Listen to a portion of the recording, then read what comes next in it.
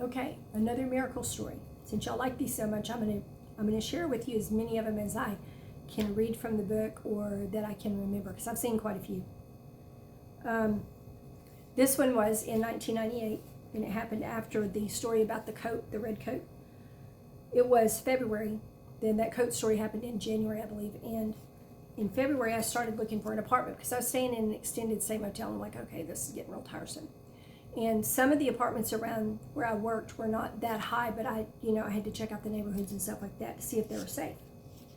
So during my lunch hour, I started looking at apartment complexes. And every time I'd look at one that I liked, I would say, this one, Lord, is it this one? Is this where you want me? Because it's very important, if you're walking in the will of God, to live in the will of God as well, to live where he wants you to be. Sometimes there's somebody you've got to witness to. Sometimes he's trying to keep you safe. I mean, different things. Could be for something in the next phase that you're going into. So I wanted to get in the right place. So I would pray and he wouldn't answer me. I'm like, okay, I guess this is not it. I would search for weeks. And then one of the managers at the office, her name was Diane, she said, look, there's a complex that I rented an apartment years ago that I think you would like, and it's not horribly expensive. I said, okay. She said, I'll take you to see it. It was quite a ways from there. It was like an hour away, but from the office, but that was okay. I had to live somewhere, and I was tired of the hotels. Like, extended motels are not fun to live in long term. So she drove me to this complex, and I immediately liked the name of it because it was in Dallas. The name of it was Royal Arms, and I was like, that's God. You know that's got to be God, right? His Royal Arms. It was an older property, but I didn't care about that. I'm not into prestige or anything. I wanted a safe place to live. That was a decent place to live. So we parked, and I stepped out of the car, and the minute my foot touched the ground, I knew I was home. I knew I was in the right place. That's only ever happened to me once or twice in my whole life, and that was one of the times I knew that was where I was supposed to be. I was like, wow, this is so cool. I found it.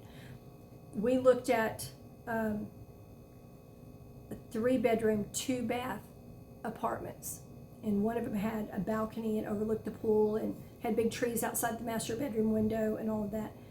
And to me, it looked like the place I had seen in the vision, where I'd had this flash vision and seen myself happy in the future when I have no place to live and all that.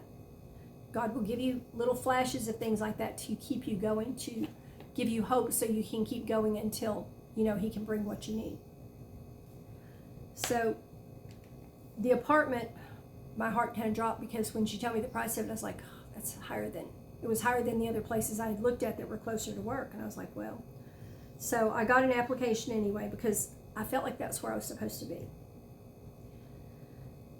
And I had just found out that I could get paid for overtime at work, so I was thinking, okay, maybe there's some way to make this work, but I knew that I would have to have a deposit, and just to get in there was going to be over $1,000. The deposit was $200, and $200 was a fortune to me then. I was making under $10 an hour. It was a fortune. It was a lot of money to me. And so I prayed, because that's what you do. I said, Lord, I feel strongly this is where you're leading me to live, and I feel your peace here. And if that's true, please bring me the deposit, because I don't even have that. I can't even, claim the apartment while it's open. And this one we looked at was on the corner, and I wanted that one because it was just, I don't know, it was full of light. I just liked it. So we went back to work and everything. I knew that apartment was not going to stay empty long, and I was just hoping that God was going to come through, because I felt like that's where he wanted me. And I was like, okay, I just got to let him do it, because I can't do it. I have nowhere to get $200. And 2 days later, a friend that I had worked with down in Louisiana was in town, and he met me at church because he wanted to see. I had raved about the church and the services and everything. He wanted to see if they were that good. After church, he handed me an envelope, and he said there was a note inside, and he said, don't open this till you get back to the hotel. I said, okay. But I went, and when I got in the car with my friend, I opened it, and it was a check for $200 with a note that said, God told me to give this to you. I cannot make this up, y'all. That was my deposit. I'm like, okay, there's the deposit. That's where I'm going. I guess I'm going to live there. My friend who visited knew nothing about the apartment I had looked at or the deposit I needed or any of that. He knew nothing. I had not told him anything about that. We were not talking all the time. We just talked once in a while back then. I haven't heard from him in years. I tried to contact him. I don't know where he's at. But that apartment, it was so full of light, and that balcony off the master bedroom, I'm like, I'm going to fill that up with potted plants, it overlooks the pool, we got all these big trees. It was nice. My son and I lived there for over 4 years, and we loved it. Absolutely loved it there. We loved it. We had so much space. It was just so nice. And I should mention here, because this is very important, I want y'all to understand this about miracles. Because a lot of people pray for miracles, but you need to understand things about miracles. Sometimes you're called on to be a miracle, okay?